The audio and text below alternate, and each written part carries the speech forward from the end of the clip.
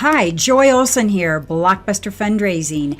Hope you had a great Memorial Day weekend and get ready for a short but great week. And I thought a great way to set up the week for you, because we're getting into the last 6 months of the year, is let's take a look at retention, because the 2018 benchmark study was just released last month, and as always, it's jam-packed with useful data about online fundraising, email messaging, social media, digital ads, and more. I found this great information from M+R.com. Steve wrote this up, and they have lots of clients, and he says every time we release a new study, I start feeling competitive. I jump straight to the numbers I care about the most and start comparing the averages to what they're seeing with their own clients. And he says, I know I'm not the only one who sees every metric as a personal challenge. And I bet you're just like me. As a development director, you do. You want to be there on top. If there's one benchmark that fundraisers all aspire to exceed, it's your donors' retention rate. I mean, it combines serious impact for your cause with the warm, fuzzy feeling you get as a fundraiser when you know your donors like you and think you're doing a great job, and they keep coming back. So let's take a look at those numbers in the benchmark study that make us feel competitive, and median online retention is one of those. How are you doing with your first year donors on online that came to you online? Basically, this is what's happening across the spectrum. Only 25% of those new online donors renew. And repeat donors, though, have an average retention rate of much higher, 60%. We don't want to lose those new donors, so right away we know 75% aren't coming back. You have got to get to them with lots of nice communications. All right, as with so many lovely charts and studies, this tells us the what, but it doesn't tell us the why. Why do donors choose to make another gift to us? And it doesn't tell us the thing that keeps us up at night. The big thing we want to know, how? How do we inspire donors to make that second, third, or fourth gift? Well, M+R says there is one obvious answer to the how question. We can increase retention just by asking more and more and more. Obvious maybe, but it may be the most fraught subject for nervous fundraisers. You've heard it. You've heard it from your fundraising staff, or your marketing people, maybe even your ED, or your friends. Hey, there's just too much email, and it's so annoying, and it's got to be driving people away from your organization. There is a real fear that frequent fundraising appeals send a terrible message that we don't value or respect our donors. We don't want to treat a valued supporter as an ATM machine, as I saw a recent blog refer to, or even worse, as a slot machine, just yanking on their arm over and over in hopes that something good happens. But with email response rates declining, they were down 6% this year to an average of 0.06%. One of the only ways left to increase email revenue is by increasing appeal volume. Year after year, we find that volume continues to climb steadily higher, and so does overall online revenue. The people running these programs may fret some, but they generally believe that the increase in immediate revenue is worth the potential loss of donors down the line who may eventually tune you out, unsubscribe, or worse of worse, mark you as a spammer. Believe me, this is why heartfelt, wonderful interest communications are so important with your donors. So, who's right? What does this year's benchmarks data set of, get this, 4,699,299,330 email messages, wow, and 11,958,000 385 donations tell us about how volume and retention are related. Well, in short, there appears to be a relationship between fundraising message volume and every type of retention that was tracked in this year's benchmark study. Simply put, sending more messages tended to go hand in hand with higher retention. They saw at M+R a moderate but statistically significant positive correlation between overall online donor retention and fundraising messages per subscriber. Get this, every additional fundraising message per subscriber was related to 0.2% increase in overall donor retention for the year. That's strong. And while Steve says this was the strongest correlation that they found when it came to retention, there were some other statistically significant correlations as well. New online donor retention. There was a positive correlation between overall message volume as well as fundraising message volume on new online donor retention. While both correlations were weak, they were still statistically significant. Overall, online donor retention, there was an additional positive correlation between volume for all messages, not just appeals, and overall donor retention. To be honest, the data didn't surprise M+R. It doesn't surprise me either. The more opportunities a donor has to give, the higher the chances are they will give, which directly impacts retention rates.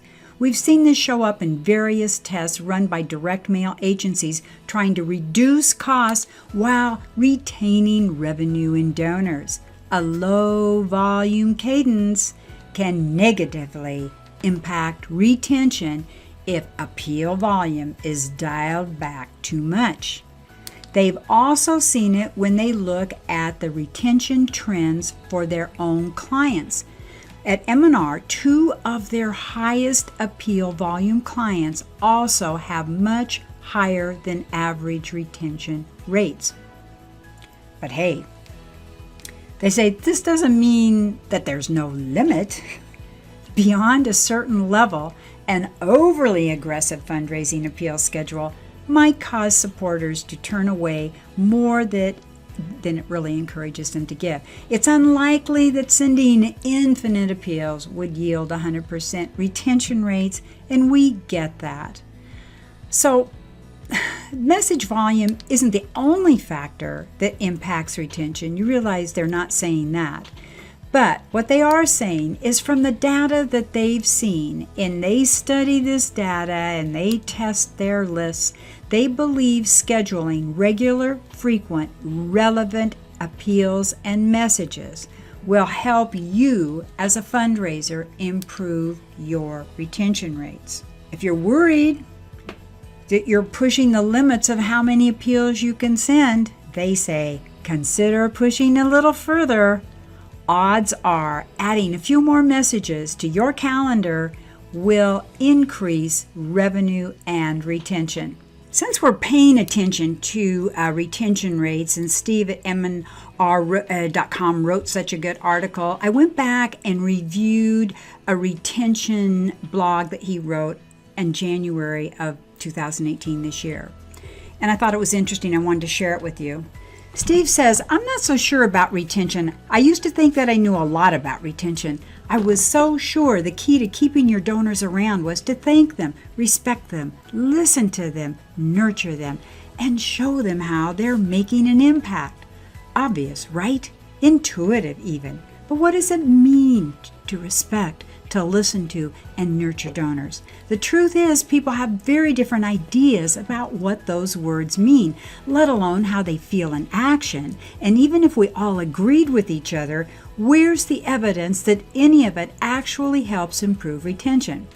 Despite some decent benchmarking data on retention rates, and the best that he'd seen at the time came from the FEP, the Fundraising Effectiveness Project, there simply isn't much good public data about what strategies work to retain donors. That's partly because it's hard to get this data. Retention, by definition, takes a while to measure.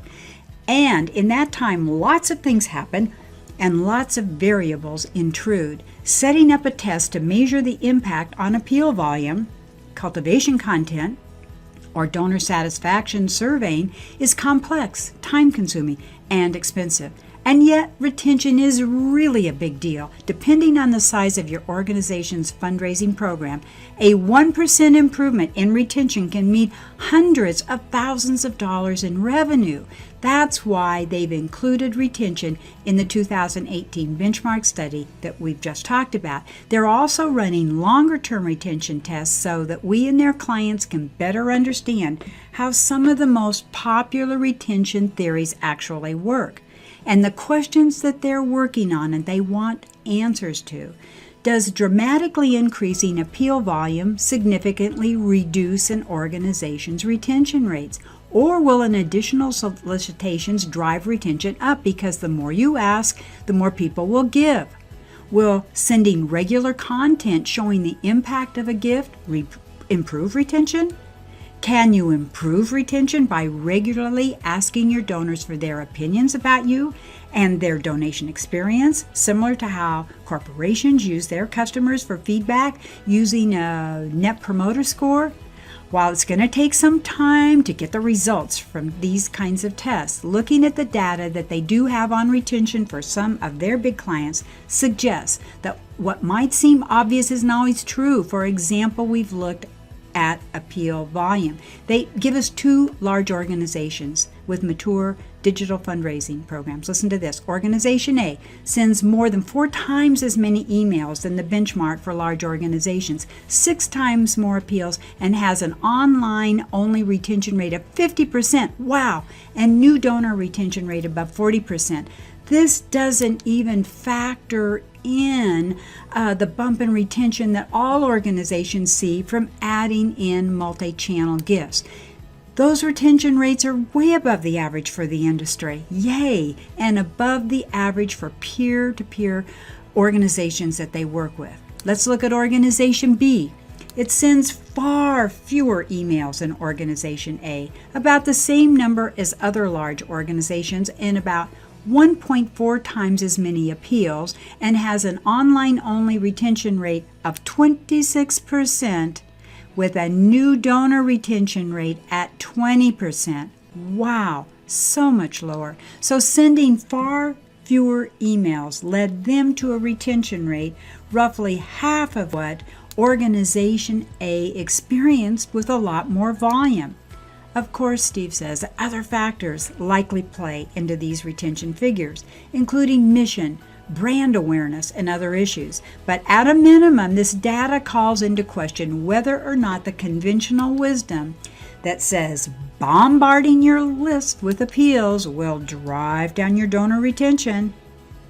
He says, I get why people think this. It does feel like a lot of email. We've likely spent hours drafting, editing, securing approvals, and finally then reporting on each of the emails we send out.